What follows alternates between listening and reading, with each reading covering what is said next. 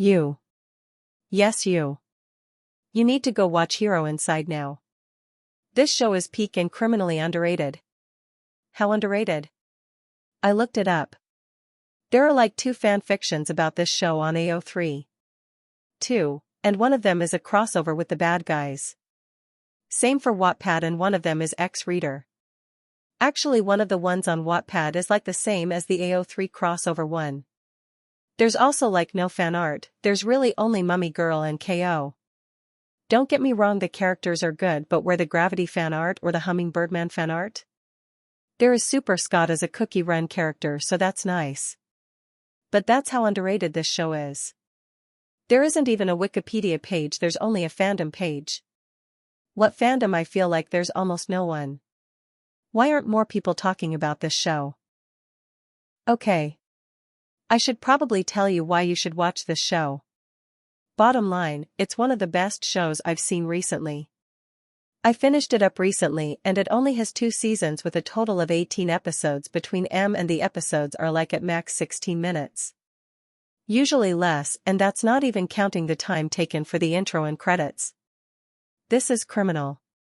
Miraculous has gotten 6 seasons with, 20 episodes each season. This is criminal. Hero Inside is in my opinion the superior show, and this is coming from someone who watched Miraculous. I like Miraculous, but Hero Inside like blows it out of the water. Character designs? Immaculate. Genuine love for comics? Plentiful. Personalities? Incredibly fun. I can't even decide which character is my favorite because most of them are just that good. Mummy Girl, Crying Man, Gravity, Firehead, Camille, Black Knight, Sparkules, Hummingbird Man, Disco Duo, Mr. Justice, Ginseng Man, Sugar Sugar Pang Pang, Locust Man, Sylph, Leora, Mist, 25 Cent, Carrie, even the Great Finger. They're all just so peak. That's the only word I can think of to describe the show. And the fight scenes. There was a fight scene not even like 5 minutes into the first episode, and it was one of the best 3D animated fight scenes I have seen in a while. Maybe my bar is just low, but my jaw was literally dropped. I won't show it due to copyright and also just to let y'all see this show for yourselves. And all the fight scenes are like this. They're all so amazingly choreographed and animated, the effects are just moi. Sure, the general animation can be a little wonky and the lip sync is decent at best, but again the show was Korean, so obviously acceptable. I would not be surprised if that's where most of the animation budget went. The writing is middle of the road most of the time, but there are just moments, just amazing drama. Sure, one of the twists is predictable, but still a great show. Okay. I just word vomited at you and you probably don't know what any of this means, so let me try to explain the show as non-spoilery as possible. Hero Inside is a Korean 3D animated show that was created and directed by Ju Gong-min, Tae-wook Ho, and Ji-hyun Kim. I'm sorry, I probably butchered that. The show follows middle schooler Mike and his friend Nick, who gets Mike absolutely scammed into paying $40 for a comic book, Crying Man. But turns out the comic book is magic and people with good imaginations can summon the characters out of the book. So probably worth those $40. Shenanigans ensue. Crying Man totally wrecks Mike's room with his tears. By the way, Crying Man is basically Cyclops from the X-Men but with tears. He cries like all the time, that's his superpower. Honestly, it's probably for the best Mike got Crying Man, he's def the best for Mike. Anyway, Mike ends up getting a costume and goes by Super Awesome Man. Mike's not the only reader, as they are called, there are several others, most are evil. So how do the comics work? It's basically Pokemon, really. You get the book, say the character's name, and they are summoned to do what you say. You can even call them back by saying, character's name, return. It's explicitly shown that the characters have to do what they're told. The character and ready are psychically linked, so overuse of the character can lead to exhaustion or fainting.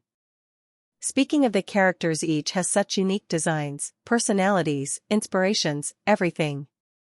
Like I said, Crying Man is Water Cyclops, Mummy Girl is a mummy very Cleo Denial, Black Knight is L-Man but Lego Batman, Gravity is Russian, the Great Finger is a wrestler, Lucky is a rapid poodle, Sparkules is flamboyant Hercules, Disco Duo is not utilized enough in the show, Hummingbird Man is like a speedster but he never uses that super speed ever again, Mr. Justice's superpower is invincibility, title card, Jelly King is Jello, Professor Z is like Professor X but he got a meteorite. Straight to the brain, Super Scott is you Super Scott, Magby is Fat Magneto I think, Ginseng Man is Wise Groot, Sugar Pang Pang is a magical girl, Toxo is this little UFO fart blaster, Locust Man is very Street Fighter, Sylph is this fairy wind nymph, Firehead is Aussie punk rock star, Leora is like Cheetah, Camille is emo teen chameleon very cool, Mist is well mist but with a knight's head, 25 cent is a quarter on action figure legs but huge, Harry is a stoner, KO is a boxer with a timer. I'm guessing if the fight isn't over by the time the countdown on her head goes to 0 she returns to the comic. But Dave is a 64-pixel mail delivery. All I can think of is that blue guy from Ralph Breaks the Internet. Kung Fu 7 is a guy that can do the Doctor Strange multiplication thing in Kung Fu, and Carrie is Siri but in the body of Jenny from My Life as a teenage robot. Each character also has this ultimate/special move called a comicalize. Once they do that they go back to the book as it takes a heavy expense on the reader. That's the basic plot synopsis and all the heroes as of writing, but the show is so fun taking this simple little concept and just running with it. You can tell the people behind truly love comics books, it just oozes with passion.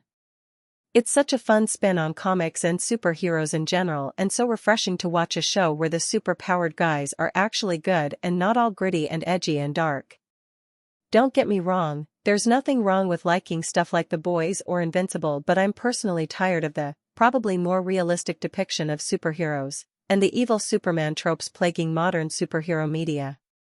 I don't want to see evil Supermen everywhere. Superheroes are supposed to be better than us and be part of escapism, you know.